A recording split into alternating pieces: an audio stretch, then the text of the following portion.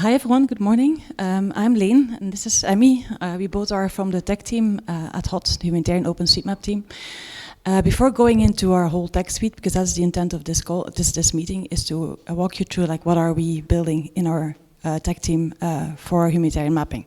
It's just to give you a very short overview what is HOT, just 1 minute. HOT is a humanitarian OpenStreetMap team. We are an international non-profit that is basically focused on improving livelihoods through open map data by engaging citizens in the whole process. So we essentially work on disaster management related activities, pre-disaster and post-disaster mapping activations that we do with local communities and remote mappers. And we work also more on development related projects, specifically urban development, where we basically work in informal settlements in many cities around the world, mainly in low and middle income countries, where we map with local communities for health services, for accessibility for disabled people, for mangrove mapping, mangrove deterioration. Some communities map fish ponds to improve their agriculture capacity. Some people, so the realm of what is being mapped is not something that HOT, like we're not in the driving seat, the communities are in the driving seat. HOT aims to enable communities to use open geospatial data for their local challenges. Now, HOT actually does a few things. One, we create tools. That's what we're going to talk about. Two, we deliver trainings, peer-to-peer trainings. I think a colleague, Miko, gave a presentation also at FOSS4G about our ORM Guru program, where there's peer-to-peer training of communities, like helping other communities out on how they did certain projects. And then there's a lot of community engagement that HOT does as well. Like when there's disaster, we engage the remote mapping community.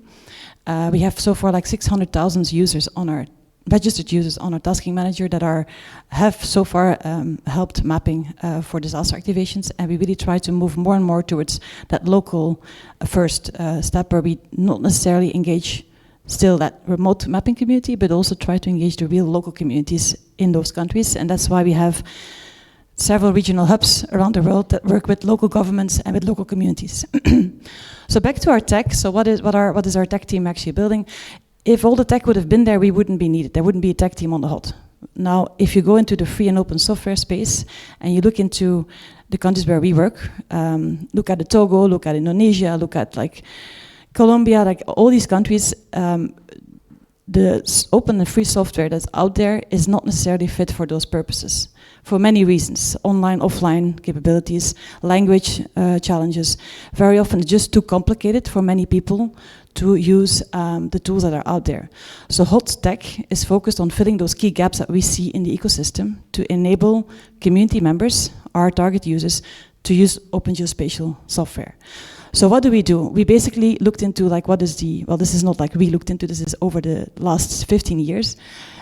We see key gaps in the imagery, in digitization, and in field data. First of all, the typical process when you map is you start from an image, real world reference, whether that's satellite drone or real camera image. You digitize from the image, and then you add local field context to that. Digitization means you extract an object, whether it's buildings or roads, or you create lines and polygons from that imagery. Now, imagery is the first big challenge, because right now we have been relying on satellite imagery for most of our activations. We are very much dependent on very few players that have high-resolution imagery. Sorry, it's not showing. That have high-resolution imagery.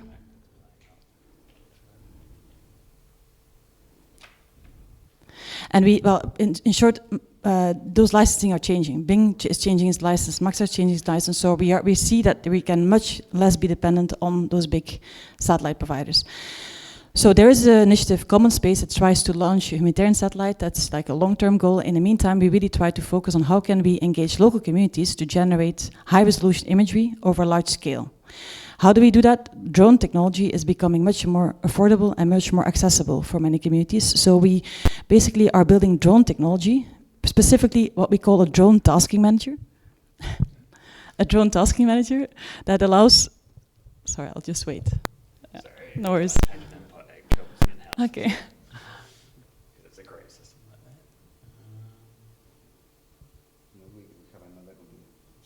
You want the other computer? Because I think my output has just potentially failed on your Mac. We will change for another computer, sorry.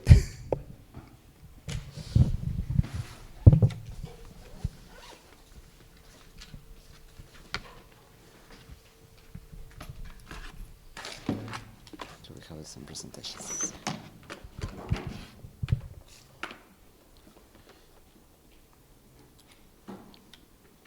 Okay.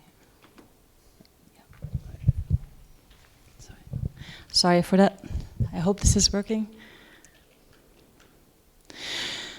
In the meantime, I'll just continue on the drone tasking managers. That is the very first product where we're currently investing heavily in, which allows drone pilots to use low-cost, low-weight drones to fly collaboratively. So we basically task every drone pilot with a flight plan. And so multiple drone pilots can fly in parallel over an area, generate high-resolution imagery. We then process that using WebODM software, and we push that to Open Area Map. And I'll come to all those details.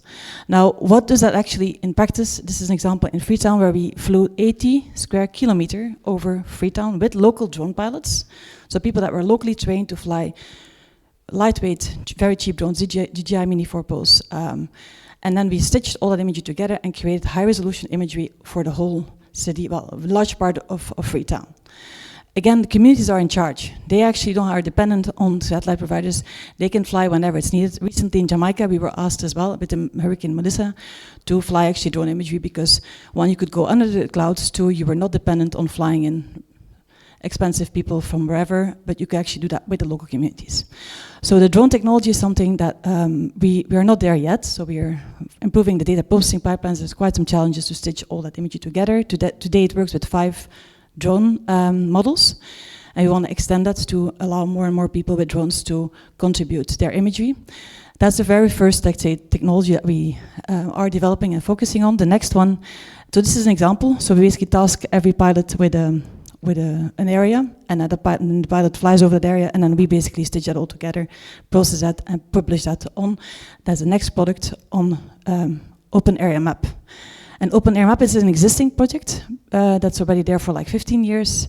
We worked on this with several partners, and we are now revamping that. What is Open Area Map? It's basically a platform where you can access open imagery and download it. So if you fly with your drone a certain area, you can upload it there, and anyone can access that imagery. It's like open data, but it's open imagery. We have revamped the whole backend. We also now link that to the stack catalogs from satellite providers, so anyone can actually also search for satellite imagery, not only drone imagery.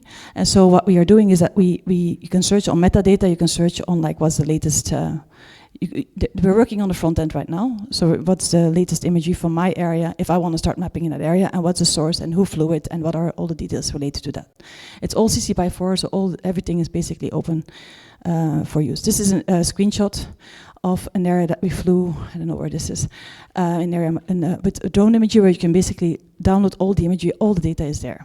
It's all stored on our buckets as well. So that's everything that has to do with imagery. So there's the drone technology, we fly the drones, and then we upload that imagery on Open Area Map, which is the first basis for then digitization, which is then the next step in the process. Yes, so now that we have, or the communities have their own high-quality aerial imagery, they can start mapping. So we follow the same strategy that we showed you for the drone tasking manager. So this is a tasking manager methodology where we have an area, and we divide this area in small tasks. So volunteers around the world can choose a task and map that specific task. And the data is uploaded into Open Area Map. There is also a process of validation, so more experienced mappers validate the tasks that other people mapped before. This is a screenshot of how this works. So this way we have been mapping millions and millions of buildings, but not only buildings, of course, but also roads, rivers, or other features into the map. So yeah, the tasking managers is because everything that we do is open source and free software. Is being used not only by HOT and the communities that HOT supports, but it's also being used for other maps. Not only OpenStreetMap, also, for example, Open Historical Map, that is a map for mapping the the past. So yeah, it has been proved to be a very nice tool and methodology for working with maps. So this is the tasking manager, and now that we produced the aerial imagery and the map data, we can combine those two things and make the map process more efficient. So we are building this tool called FAIR, which makes it possible for people to create their own open models for mapping. So you create a data set that is composed by imagery and mapping data. Mapping data that is from OpenStreetMap that was created in the previous steps, or could be your own geospatial data, your own polygons. And with this, people can create their own models directly into the platform. So we are trying to make this process really easy, so people can experiment creating their models, changing like the different setups, and propose different models even for the same area. And the interesting thing is that these models are created for this specific area. So because it's used, these models are using as a data set, they are using the aerial imagery for a specific place with its own characteristics, like for example the roof, the color of the roof maybe is different from one place to another. In one place it could be blue and red and square, but in other places of the world maybe houses are rounded and the roof is brown. So we don't want to create like one single model that can map the world, but specific local models that the community can use. And so there is also a validation process where people can validate the results of the AI predictions, and we want the goal with this is to make the mapping more efficient. So we hope that in the near future we could be doing something like this, like map 30% using the tasking manager, doing this old school mapping where people draw by hand each building or other features, and then the rest of the area that was captured where we have the high quality aerial imagery can be mapped using the AI tools that the same communities are producing. So we keep everything community owned. This is FAIR. I'm giving a presentation on FAIR specifically at 11. So if you want more details, feel free to come to the 8th floor. And so typically once you have your imagery, you have your digitization done, you want to add local context to that data. You can't extract everything from sensors, obviously. You don't know which doctors are available in which hospitals. You don't know what are the places where elderly live, if there's an evacuation. You don't know all that contextual data that you need to be on the ground. That's where the field mapping comes in the picture. That's where we really work with local communities on the ground, next to the drone flight, but also the field mapping, where they actually add local context, local data to those objects that were digitized before. And what we see today is that there's quite some tools out there already. Like there's, if you go to like the Wikipedia of OSM, there's a huge list of like mobile apps that you can use to map. But if you look into the countries where we work and the communities we work with, it's or too complicated, or it doesn't work offline, or it's not like fit for the use case that is needed locally. So many of these applications were built by Western world persons and do not necessarily fit for the regions where we work, which is mainly, again, the more areas where more vulnerable people live. So what we looked into is that most of the time people don't just go mapping by their own in those countries. It's most often part of a project. Most of the time when people go mapping for a specific project, you need to organize that project. It's not something that, hey, you just go and you map whatever, which happens in Germany, which happens like in many countries in the Western world. People are just self-motivated and they go mapping. In this case, we often do project-based mapping. So it's critical that the project manager can divide, like, hey, I would suggest you do surveys in that area of the city and you do surveys in that area of the city, and together we're gonna survey the whole city. And that's why we started building what we call the field tasking manager that allows basically we are not a mapping application because we know there's more than enough mapping applications out there, but allows for our use case for project coordination, for a very simple project setup where a project manager just selects an imagery, an area of interest, and like, hey, this is the survey. These are the questions I want to be answered by the surveyors. That's the only thing that he or she needs to do. And then that gets pushed to with Qfield, we're now working with together, as well as ODK, as well as the ideas to push it to other apps like ChatMap and to Everydoor, etc. So our intent is not to build a mapping application, but to fill the gap of like in our user communities, how can we better coordinate those mapping activities and also advise our communities which tools to use in which context, without having to build our own mapping application. So that's the field tasking manager. And then lastly, which has been built by our software engineer manager, Emmy, and it has been a major success since only, I think we have 8,000 users since like less than a year using ChatMap. And ChatMap basically is a system that allows people to use instant messaging apps to map. Why is that such a success? One of the reasons is that it's very, very low entry barrier. You don't even have to install an app. People use WhatsApp or Telegram or Signal, share a location, share a picture, or share a text, or share a video, and upload that in a group. The group administrator from that chat group, for example, exports that group and creates a map out of that with ChatMap and with UMap. So from the mapper perspective, there's not even a need to install anything. There's just a need to make a picture, share your location, and then all the rest gets done by the project coordinator. And this has been widely successful also very recently in Jamaica, where we got actually requests from the Jamaican authorities to use ChatMap for right after the Melissa cyclone came over, to map what is the exact situation on the ground. This is an example of Bali, where I was myself last year in a project where we're mapping for landslides, where basically they want to map evacuation routes because there's high risks of landslides in this area. Not only that, there's also volcano risks, and then there's earthquake risks, etc. But essentially, ChatMap again was heavily used there because it was very, very low entry. There's no need to log in into any system. There's no need to, you can be, I mean, it's in your own language. You can see who else is in your group. So it's very, very low entry for people to start with mapping. And we really want to use ChatMap as a kind of an entry barrier to then do more advanced mapping with like tools like Field Tasking Manager, etc. Because you can't do surveys with this, you can't go more into complex mapping, but this allows you to very simply engage with people on the ground, share locations, and create geospatial insights from that.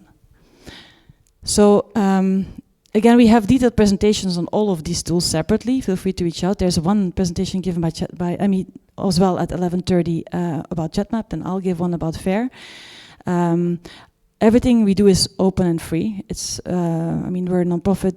We're working with local communities. We really try to engage them in the whole process. So very often we go to the ground ourselves to kind of make sure that we develop for the target users. And that's actually where you really see that there's a huge gap between what's being developed in the technocratic world. Like there's all these models, like all these things are out there, but they're not accessible and not usable by the communities on the ground. And that's where HOT tries to make a difference. You want to add anything? I mean, thank you very much.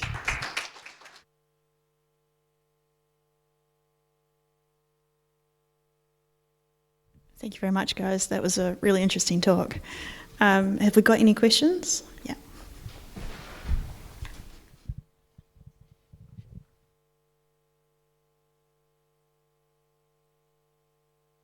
It's great, great talk. In all of the hot OSM work that you both have been involved in, what are the two or three biggest gaps in the information that you still need? Is it the drone? Is it the creating polygons? Is it the local context information? What are the biggest gaps that you are still trying to fill?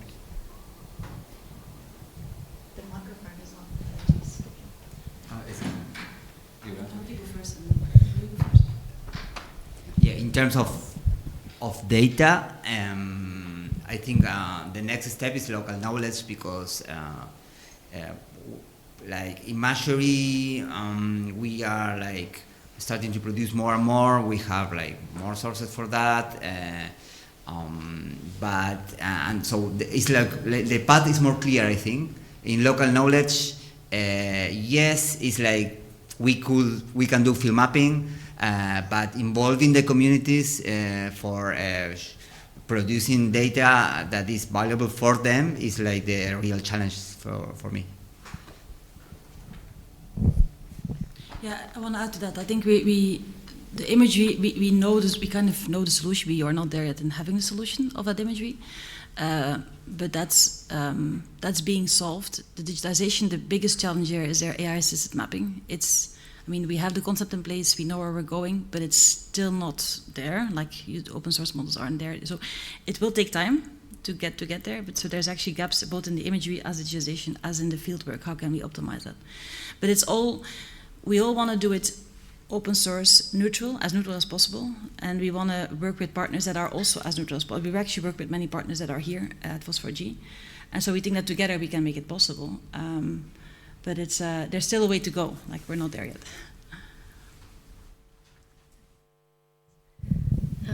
Hi, thank you for the presentation. I just would like to know about how is your engagement with the communities? How is the response? And how the communities get along with the technology, and if they are managing to use it, and what is the response as well? Thanks. You want to start? Yep. Yeah, the work that HOT is doing is because HOT is have different regional hubs. Each hub has like kind of an independency.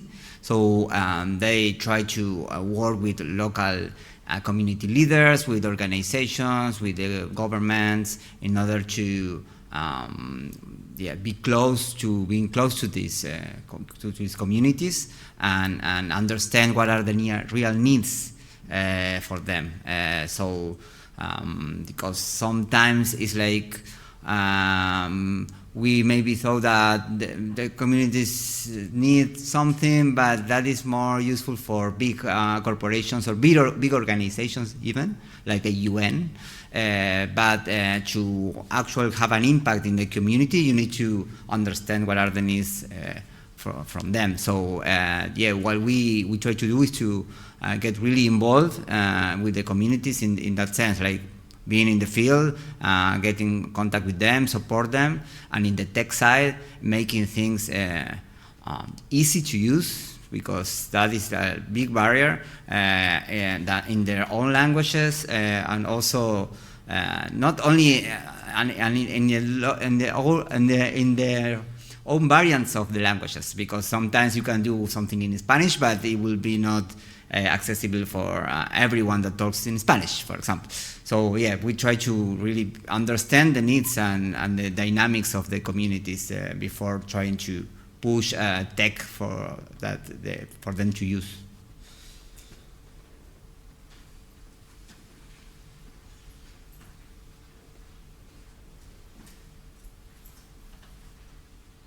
All right, thank you very much. I think this is quite interesting, but I just wanted to have two issues off my head. I think how do you decide to get into a community, for example? Do you just say, okay, I think we will now go to this country, or something has to happen there for that to be initiated? 1, 2, I think this is quite tech heavy, and not in the context of impossible, but for the communities, I think, how does this go beyond the project life? Because you have said in these communities you take it as a project.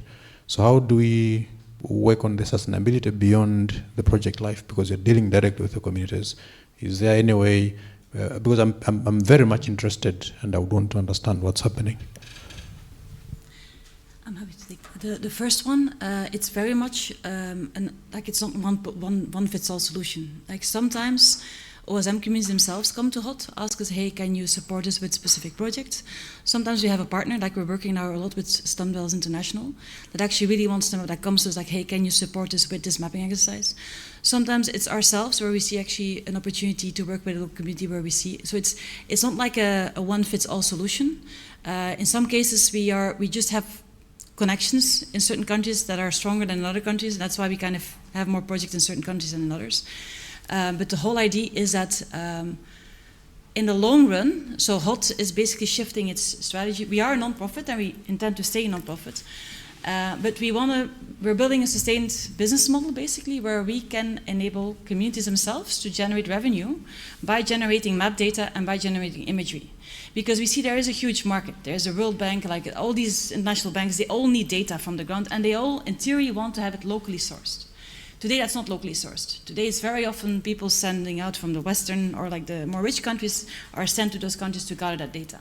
So there is a need from all these big development banks. There is a need also from like the insurance industry. We see a lot of potential sectors that need that local imagery. And what HOT aims to work towards is that we will enable communities to build themselves a revenue-generating stream to generate data. And then what HOT will do is provide the training, provide the tech, partially the tech, provide certifications, provide the link between the World Bank, for example, and the communities on the ground, so that those communities can actually generate revenue themselves, so it becomes a sustainable process. Because like you say right now, it's if you do a project and then 5 years later, people, like if there's no sustained process around it, the project dies and you have to start again.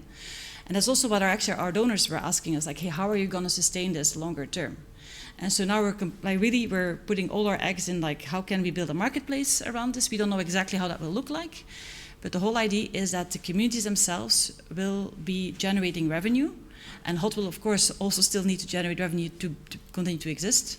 But the goal is that the communities themselves can, like OMDTZ, like POI, we have examples that are out there that actually build their own organizations and that generate map data and imagery for local governments, for local players.